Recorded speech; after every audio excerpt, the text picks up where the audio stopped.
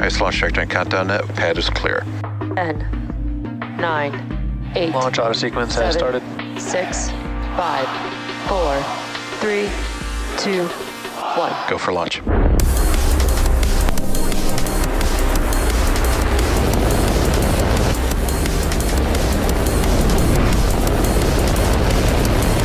Vehicle is supersonic. Stage separation confirmed. Dragon, separation confirmed.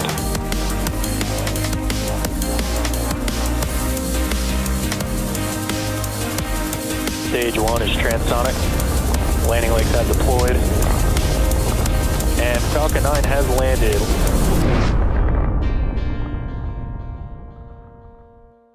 Good afternoon, everyone. My name is Atticus Federa, and I'm a propulsion engineer here at SpaceX. I'll be your host for today's Starlink mission, which marks SpaceX's 21st launch of the year and 220th overall mission to date. Pressing for strongback retract. On your screen is a live view of our Falcon 9 rocket at Space Launch Complex 40 in Florida. At T-minus 4 minutes and 45 seconds, the range is green and ready to support, and weather is also looking good. The teams are currently tracking no issues with the vehicle or with the spacecraft. Now, coming up shortly, you should see those clamp arms beginning to open up just below the fairing halves there. Strongback lower has started.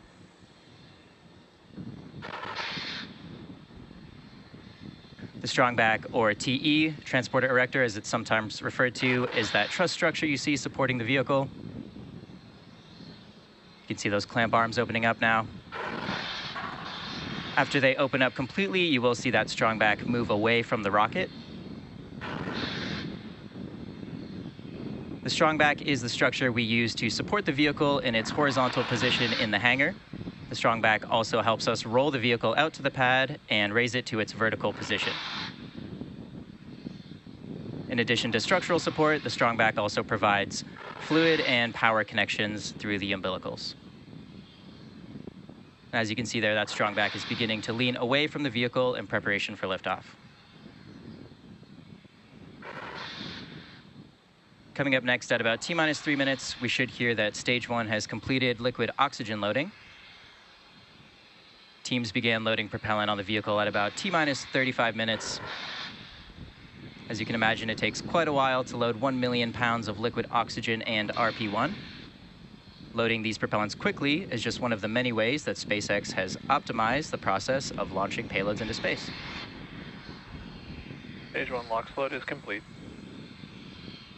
And with that, the Falcon 9 first stage is fully loaded with RP1 and liquid oxygen. We're just awaiting the completion of liquid oxygen loading on the second stage. Should be closing out liquid oxygen loading on the second stage in around 45 seconds at T-minus 2 minutes.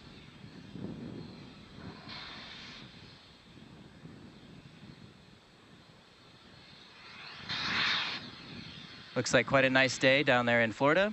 Should be getting some good views of the ascent and landing phases of our launch today.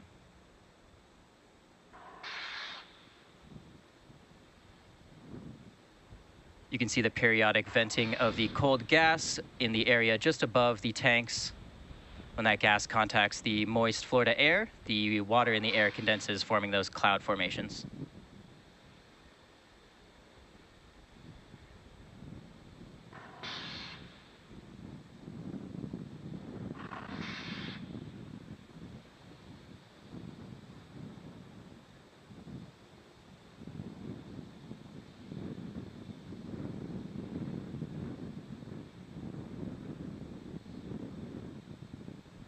Stage 2 LOX load is complete. There we just heard that stage 2 has wrapped up oxygen loading. With that, the Falcon 9 vehicle is fully loaded with 1 million pounds of fuel and liquid oxygen. Now this booster, or first stage, that you see on your screen is flying for the 4th time today, having previously supported Crew 5, Closeouts has started. GPS 3 Space Vehicle 6, and Inmarsat I-6F2. After liftoff and stage separation, this booster is scheduled to land on our drone ship. Just read the instructions, which you can see on your screen now. Coming up next, we should hear a call out over the nets updating us that Falcon 9 is in startup. This means that the internal flight computers have taken over control of the launch countdown. Falcon 9 is in startup. Good news there, the vehicle is in startup. In a few seconds, we should hear our launch director, or LD, give the final go for launch.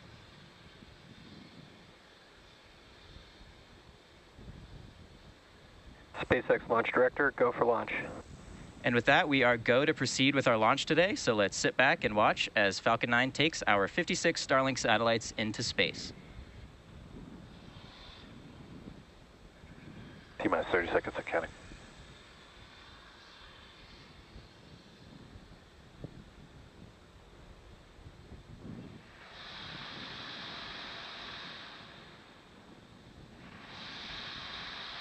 T-minus 15 seconds of counting.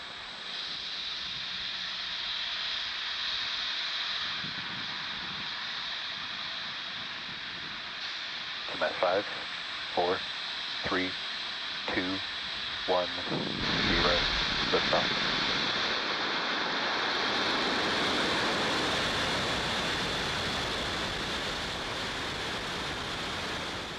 Vehicle is pitching downrange.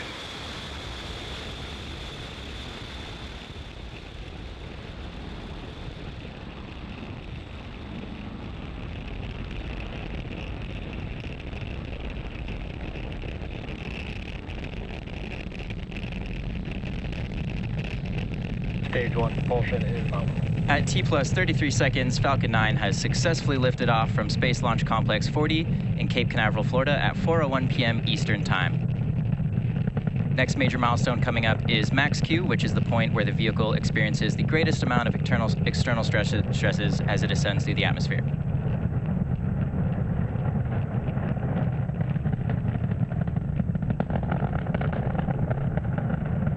Falcon 9 is supersonic.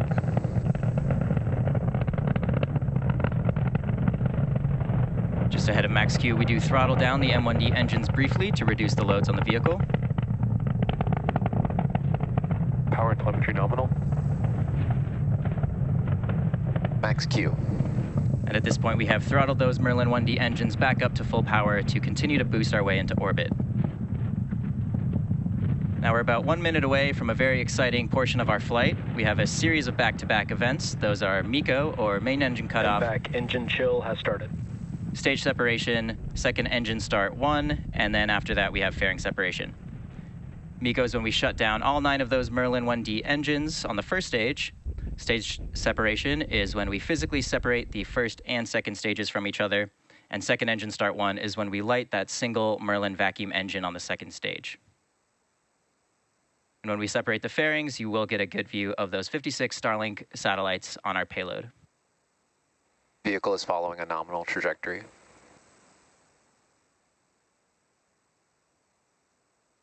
Got some great views here of the first stage ascent.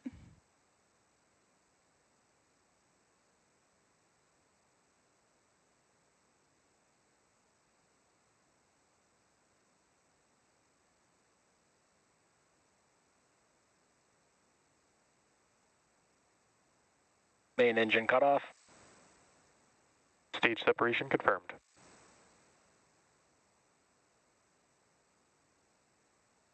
And MVAC ignition. And as you just heard and saw over the nets, we had successful main engine cutoff, stage separation, and second engine start 1. Coming up shortly, we will be separating those 2 fairing halves, and there they go. You can see those Starlink satellites now exposed to the vacuum of space. We will be attempting to recover those fairing halves today on our recovery vessel, Bob. Both of those fairing halves are supporting today's mission for the 7th time. On the left side of your screen is a view of the first stage, with the second stage and its Merlin vacuum engine continuing to burn on the right. You'll notice in that stage 1 telemetry that we are actually still coasting upwards. Both vehicles are following nominal trajectories. We will continue to gain a little bit of altitude as we slow down on the first stage before we reach the peak of the first stage's trajectory. At this point, the first stage will then start to accelerate back down towards the Earth to our drone ship that is waiting in the Atlantic Ocean.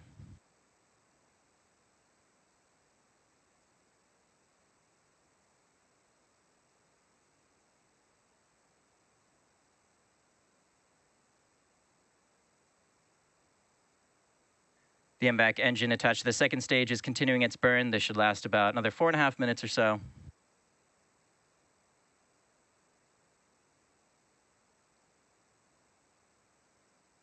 You can see periodic puffs of gas coming off of the first stage. This is our attitude control system. When we are above signal, Bermuda. When we are above the atmosphere, there's nothing to react against, so we must use high-pressured gas to reorient the vehicle. Currently, we are slowly flipping the stage to point those M1D engines in the direction we are traveling. And this is so that when we relight the engines ahead of entry burn, we will slow the vehicle down. You can see the first Both vehicles stage. continue to follow nominal trajectories. The first stage now continuing to accelerate down towards Earth, and we are decreasing the first stage's altitude.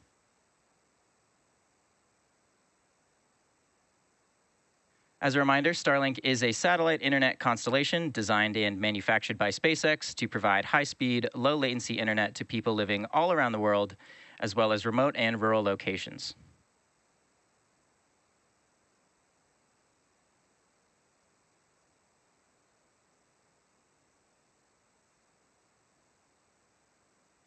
As I mentioned earlier, today's Starlink mission marks SpaceX's 220th mission overall and our 21st mission just this year. Those 220 missions include all Falcon 9s, Falcon Heavies, and Falcon 1s. Coming up next in the mission is entry burn on the first stage. That's the first of 2 burns that the stage will go through prior to landing. This burn helps reduce the vehicle's velocity as it re-enters the thicker parts of the Earth's atmosphere.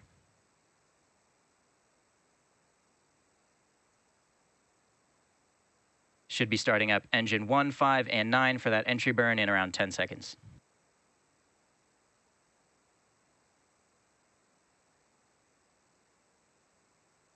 Stage 1 FTS is saved. Stage 1 entry burn startup. There's that call out for stage 1 entry burn. As you can see, we are now slowing down the vehicle for atmospheric re-entry. This burn lasts around 20 seconds, so we should be wrapping up here shortly.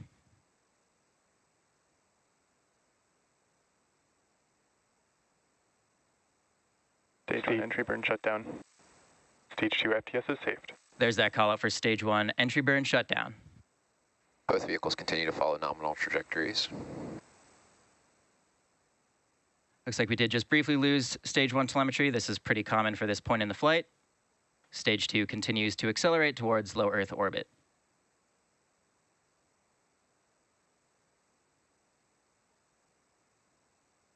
You can see just how fast we are accelerating now. We still need to reach about 27,000 kilometers per hour in order to reach orbital velocity.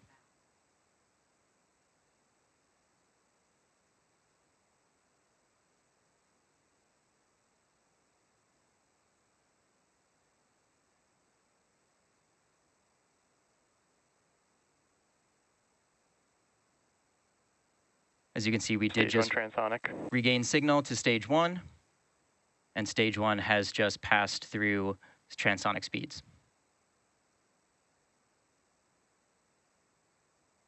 Coming up in about 20 seconds will be the beginning of stage 1 landing burn. In preparation for touchdown on our drone ship, just read the instructions. The landing burn utilizes the single E9 Merlin 1D engine. Just starting to see that drone ship way below the rocket there. Stage 2 has entered terminal guidance.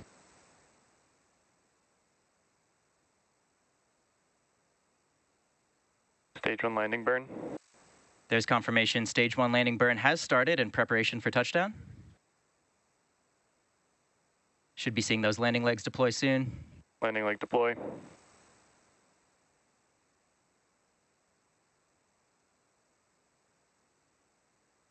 Stage 1 landing confirmed. There we go. This Falcon 9 first stage has now successfully launched and landed for the 4th time.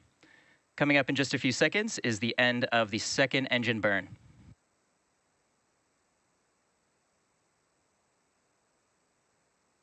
MVAC shutdown.